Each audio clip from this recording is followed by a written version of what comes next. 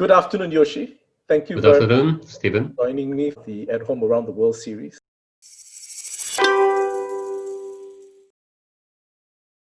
Japan is a country I have a lot of fondness for. I actually try to visit Japan at least once a year. Right. It's a fascinating country, I think, for us to have a conversation about dispute resolution.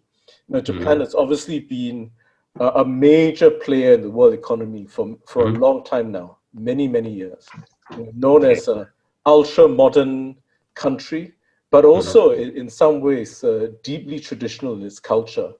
And one of the aspects that Japanese culture, I think, influences is the Japanese approach to disputes and dispute resolution.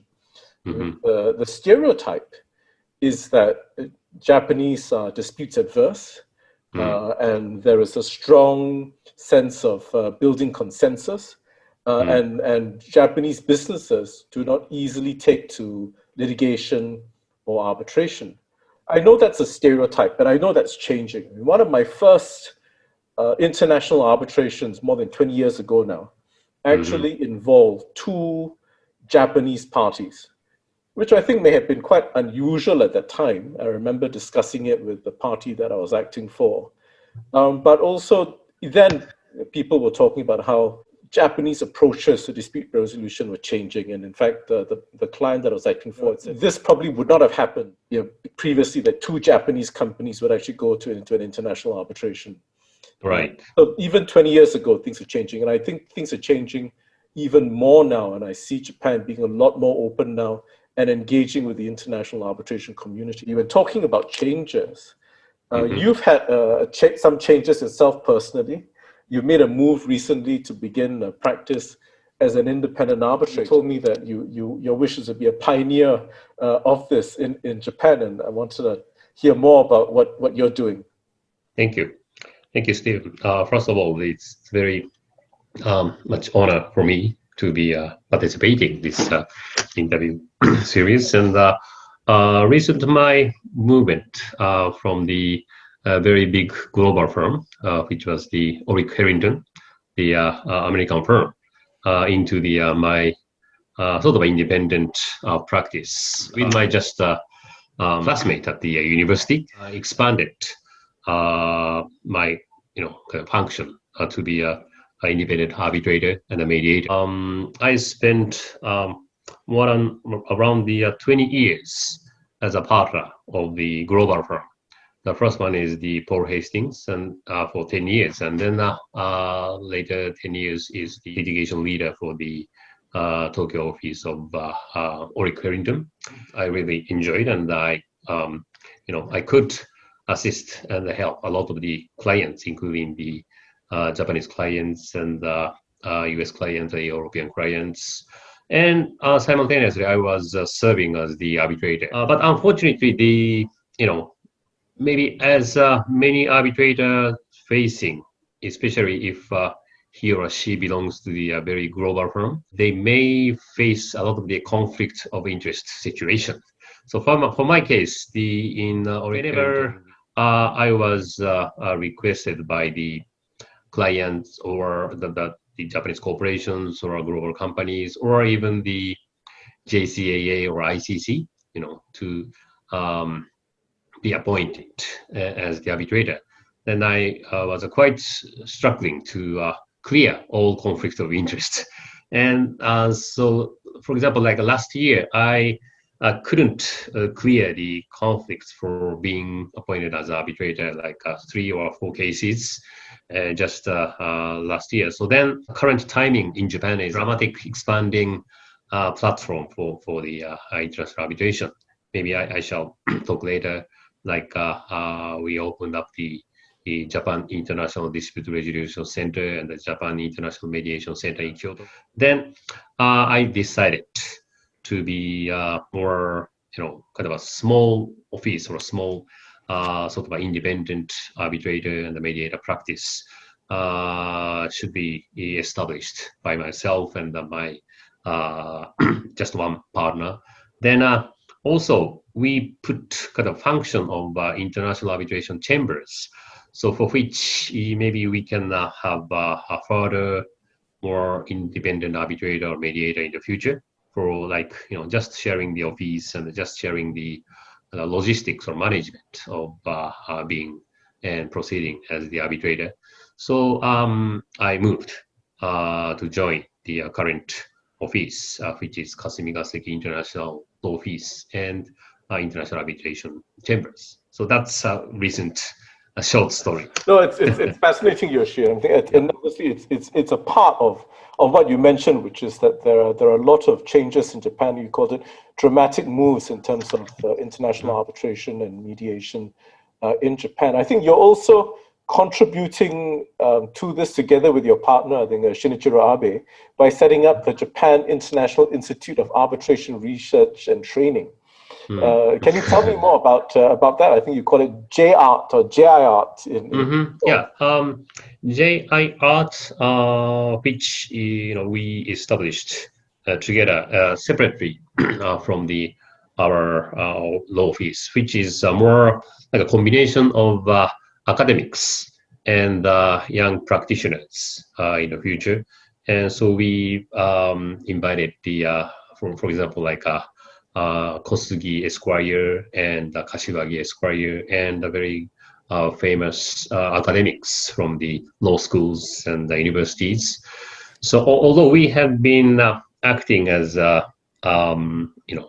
a advocate for the international arbitration and mediation by our activities through the Japan Arbitrators Associations or Charity Institute of Arbitrators or Japan International Dispute Resolution Center. This organization had been quite big, and although I'm quite happy to work for those institutions and groups, and also sometimes working with the Japanese government, such as the Ministry of Justice.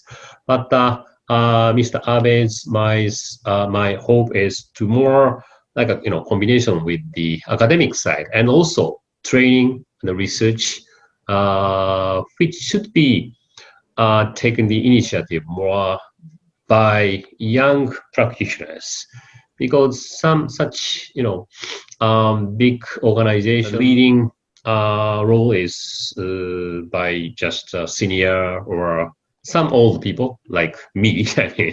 So we, Mr. Abe and myself, try to more open the door to the young people, and also again the combination between the academics and practitioners. So that's our motivation to open up the J-Art. You mentioned these wide changes of the international arbitration scene in Japan. Tell us why there are these changes. Why is Japan being more active in international arbitration now?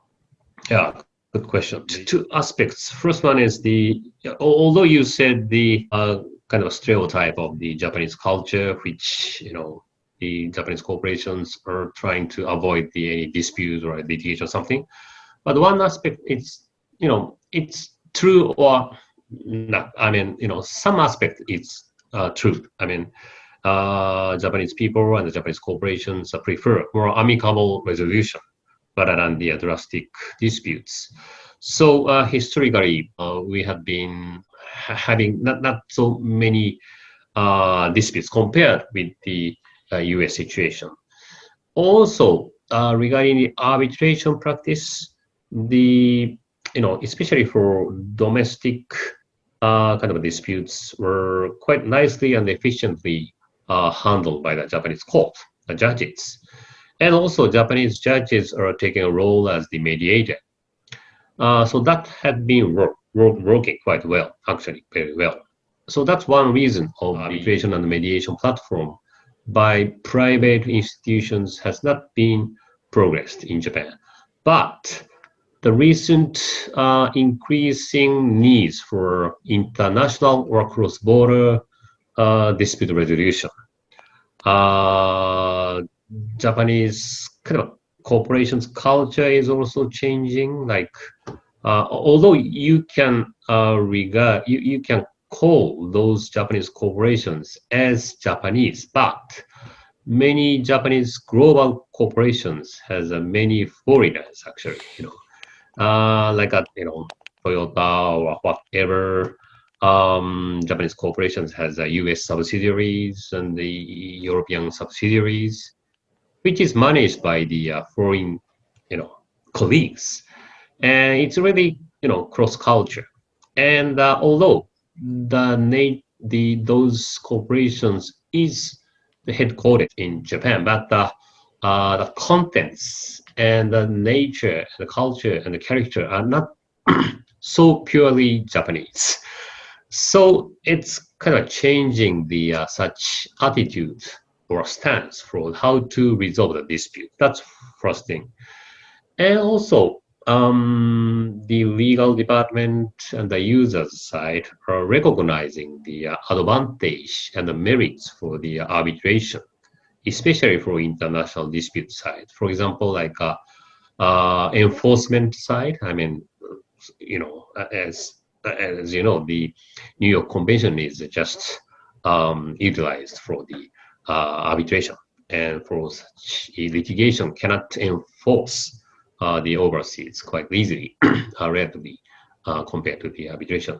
And also the more big issue is confidentiality. For keeping credibility and reputation in the market, the litigation is sometimes very harmful. And disputing itself is, if it's public, then both parties are losing their reputation, credibility. So such kind of a disadvantage for the litigation is being recognized as the advantage for the or merits for the arbitration or mediation. Made our arbitration act, the Japanese Arbitration Act. So we have been progressing the kind of a soft side or the such content side. But we didn't have a nice facility in Japan. And some international lawyers have been criticizing against the Japanese platform for the arbitration mediation. Okay, even if for example, like Japanese corporations prefer to have a seat of arbitration in Japan, but Japan doesn't have any good facility or such platform. So then many corporations have been losing a chance to grasp the seat of arbitration into Japan. So that kind of history had been recognized by many practitioners and international lawyers and the users, the Japanese corporations. Then Japanese government is also would like to develop the Japan or Tokyo or Osaka or Kyoto as a more financial center globally. Then such financial centralizing and the financial center in Japan is such ideal situation should be developed with the dispute resolution function.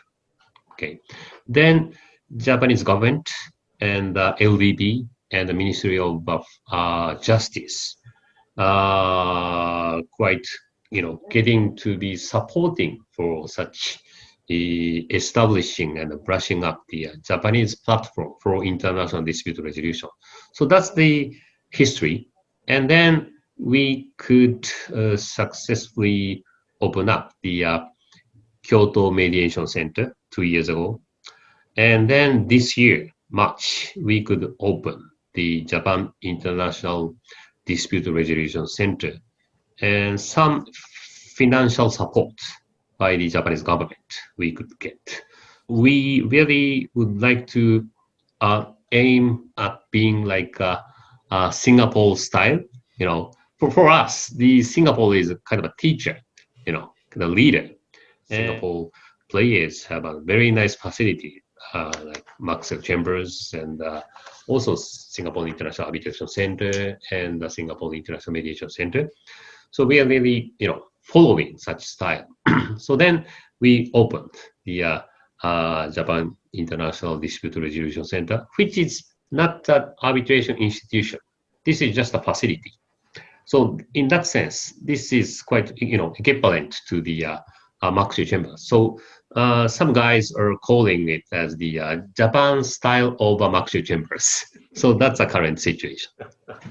Well, I've had the pleasure of visiting the JIDRC in Osaka, which I think was the first center that you opened. The IPDA held the arbitration day. And it was a very impressive facility. You had a huge hearing room in Osaka. I was planning to come and attend the opening of the JIDRC in March this year. Of course, you couldn't have the opening as you planned. I know you're going to have it virtually. Right. In October. Yes. And actually, when I was in Japan, in Osaka, someone organized that we go and visit the JIMC, the Japan International Mediation Center as well. Kyoto. So I've had the advantage of trying to see these facilities firsthand myself. The other thing I've actually also noticed is the JCAA is also revamping. They recently revamped their panel of arbitrators. As I'm happy I'm now a member of the panel of arbitrators there. And I just saw very, very recently, and I saw that you were involved in this as well. You've issued a journal for the JCAA, written in English, which I thought was a very, very good move. So I can see. I wrote one article. I saw that.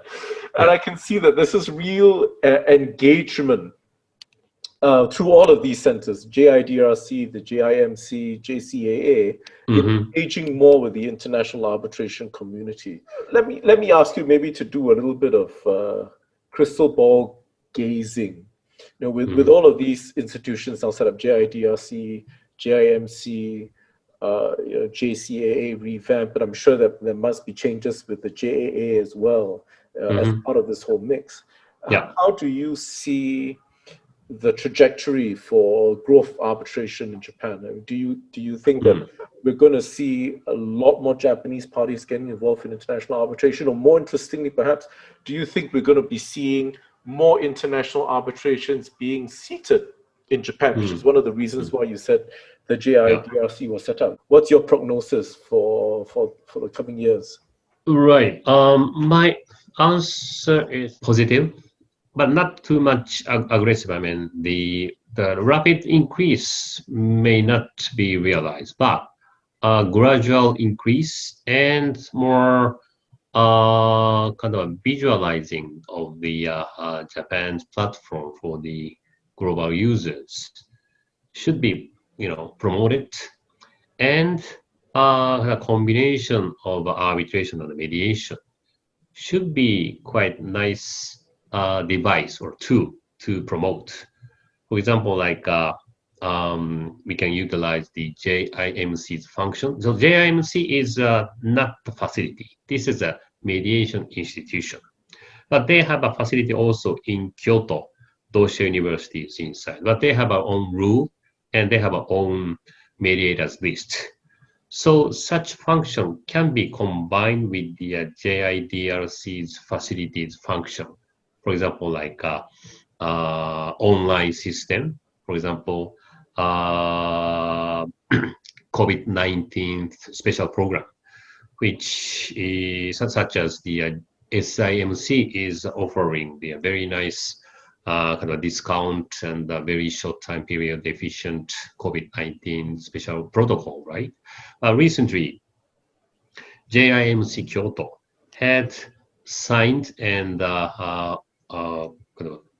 kicked off the joint protocol with the Singapore International Mediation Center for COVID-19's protocol. So such mediation function can be combined with the, for example, like a JCAA's arbitration and or JIDRC's, platform arbitration can be combined with the JIMC's function of the mediation. For example, JIMC it's physically located in Kyoto, but the JIDRC in Tokyo facility can proceed with the arbitration in Tokyo and also mediation in Tokyo, utilizing the Kyoto's rule and Kyoto's list.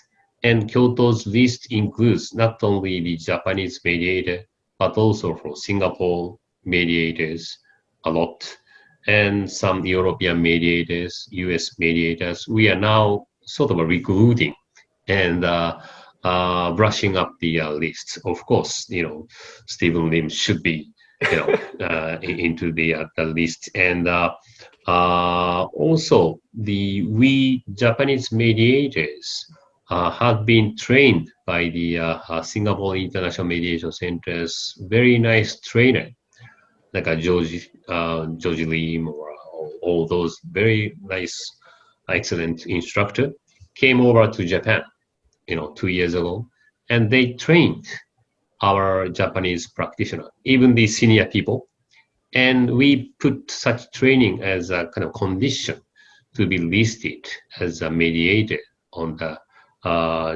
JIMC Kyoto's list.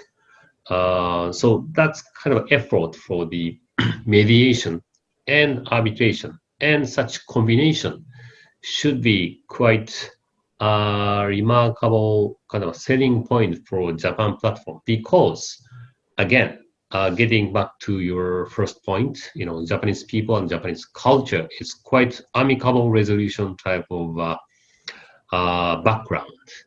And that's not only the stereotype, but some, true sense we have. And we should utilize, maximize such advantage. And so in that sense, from time to time, I'm doing kind of training session for the Japanese judges. Actually, last week, I went to the Supreme Court Japanese Legal Training Institute to do a training session for the Japanese judges. And they are really getting interested in international arbitration and mediation. And they have a two purpose. One purpose is if they have like a challenge case for the arbitration case, setting aside or rejection of enforcement of the arbitration award or something. So Japanese judges have to be involved. They have to write judgment. That's first aspect. They have to be familiar with the international arbitration practice and mediation practice, of course, if we sign the Singapore Convention or something. And then another aspect is the Japanese judges are getting more interest in their career.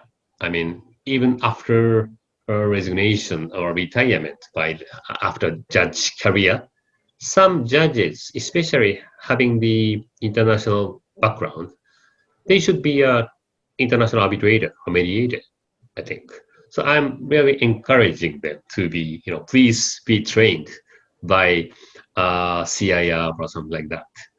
So such, because the Japanese judges are really familiar with the and very expertise with the amicable resolution. So they should be utilized for our international platform. This is my observation. It's very interesting.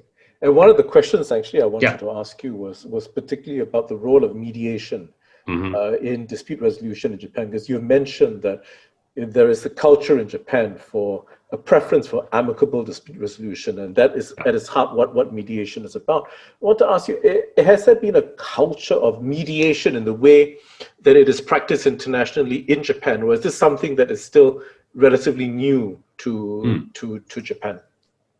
I think for the Japan and Japanese corporations, mediation is not that new, because especially for the the domestic resolution has been resolved mainly by mediation. Then historically, some Japanese corporations have been resolving the disputes, sometimes utilizing the like a Hawaii mediation for like a Maui mediation or California mediation by utilizing the institutions or even the ad hoc mediations. In that sense, it's not new, but I'm encouraging, and some users are recognizing more like a advantage of mediation even for such international disputes. For example, like a standard essential patent disputes or patent infringement disputes, something like that. Historically, Japanese corporations have been just litigating in US courts, like Eastern Texas or something like that. And then they have been trying to settle by utilizing kind of a US litigation or a judge initiative mediation or even ad hoc style or something. But they can utilize the Japan or Singapore, as a platform for the mediation, because as you know, the standard essential patent dispute is popping up in US and Europe and China. Such disputes might be continuing forever. And depending upon the jurisdictions, depending upon the governing law, the decision could be inconsistent, and the parties cannot resolve comprehensively, and time-consuming, and energy, and very costly. So for both parties, such mediation could be utilized for seeking for the common interest between the parties. So there is a future for that. And then for that purpose, I think Japan can be a good platform, not only for Japanese corporations, but also for foreign companies as third and a neutral platform. This is our hope. Before we wrap up, I also want to touch on a different aspect of the entire ecosystem for arbitration in Japan, which is the Japanese laws, which in one aspect, actually, I think Japanese law is actually quite advanced already, quite unique. And I'll touch on that, which is that Japanese law allows the court to assist with the constitution of a tribunal, even where the tribunal may not be seated in Japan. But also, I think Japan is looking at making some revisions to its law to deal with interim measures. So could you talk about these two aspects of Japanese law?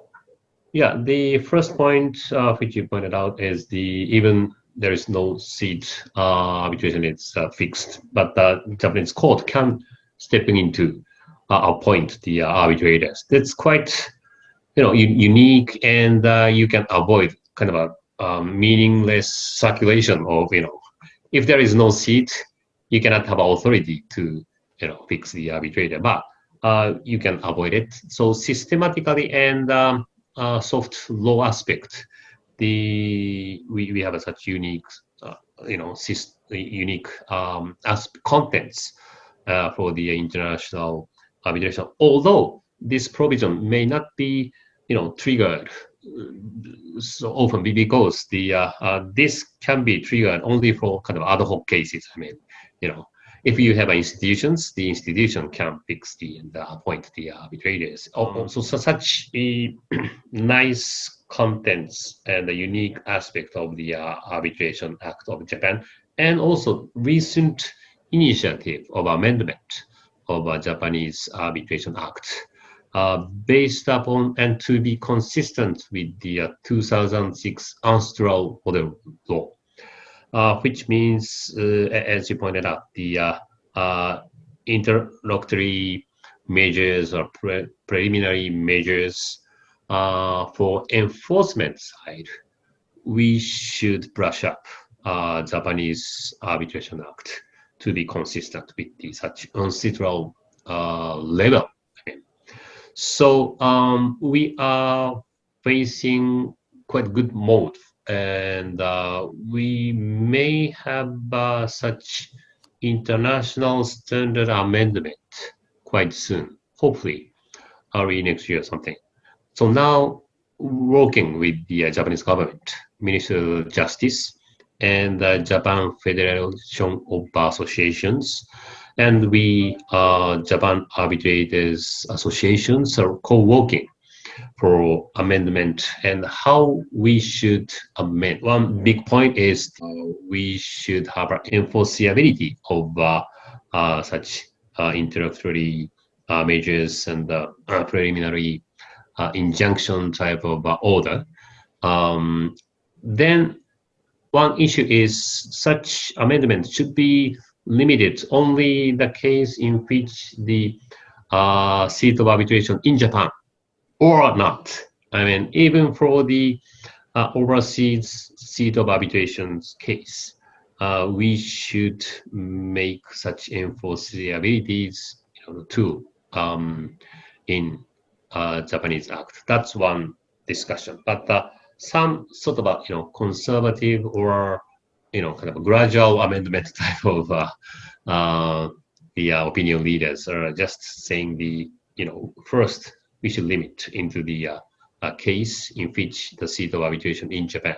But anyhow, the such UNCITRAL 2006 the contents should be imported into the Japanese Arbitration Act, which is quite nice for the soft aspect. So overall, the such soft aspect like in Arbitration Act and the rule and the list of the mediators and list of the arbitrators and facility side. I mean, hard aspect. I mean, technology and the function of facility. So those two aspects should be strengthening the Japan as the arbitration and the mediation friendly platform, which should be following the Singapore. I mean, so that's the current situation. But just one thing, we really respect and following the Singapore practitioners and Singapore platform. But the Singapore is the more common law type of culture, and the common law is the basis for the laws, and also the very English-speaking, culture. So in Japan, of course, the English language should be more brushed up by among the international practitioners in Japan, and the law culture is quite different. This is a quite civil law type of culture. So for that sense, I think Japan should not be competitor against the Singapore. So we should have a kind of a win-win type more collaboration between the Singapore and the Japan, and then civil law type of procedure, sometimes depending upon the nature and depending upon the users, such civil law type of procedure should be utilized. But depending upon the case, of course, you should have a more broad discovery and more common law type of advocacy type of proceeding. And so it's, such two aspects should be prepared and offered for the users. And then sometimes we can have a more hybrid type of proceeding. And also we can have a more choice of arbitrators, which can be having the more common law type of background or civil law type of background, or like myself and maybe you, and like for me, I'm a civil law background admission in Japan, but I learned in US and admitted to the New York, and then I learned the Harvard Law School something. So such quite, hybrid type of practitioners also should be listed as a resource in a Japan platform, and as our collaboration between SIMC and the JIMC, a lot of the chance to collaborate and to brush up the kind of a hybrid type of practice. So this is my hope, and I think we should have a bright future, I think. Well, you've raised some very, very interesting topics there, Yoshi, which I think, unfortunately, given the time we have, must be left over to another conversation, but fascinating topics about how the role of civil law traditions in international arbitration, about borrowing from different traditions, about having bringing together these traditions. In some ways, this is what has really been happening over the years through the work of the IBA, etc. But I think more work still needs to be done. And we can see that, for example, from the movement with the Prague Rules, because there's still a sense perhaps in the civil law world that the international arbitration is too common law. Right. But I'm certainly of the same mind as you that we really need to borrow from different traditions to find the most effective means for resolving different kinds of disputes. And there shouldn't be just one archetype for an international arbitration, one way of doing it. The dispute's different, and parties come from different traditions. And therefore, different means or ways of resolving these disputes are appropriate, I think, to match the dispute and also where the parties come from. So a very fascinating conversation, and I definitely look forward to picking up on that with you in another forum. Sure. So that is definitely something really interesting to discuss. Come to the end of the time that we have for this conversation. I thank you very much, Yoshi, for joining me. It's been a very, very interesting conversation, as I expected. And let me leave by saying this one thing, which is I'm going to vote for having arbitrations or mediations in Japan, because as I mentioned to you, I love visiting Japan. So any opportunity to do so would be very welcome. Thank you very much, Yoshi. Thank you very much, Stephen. Thank you. It's my pleasure. Thank you.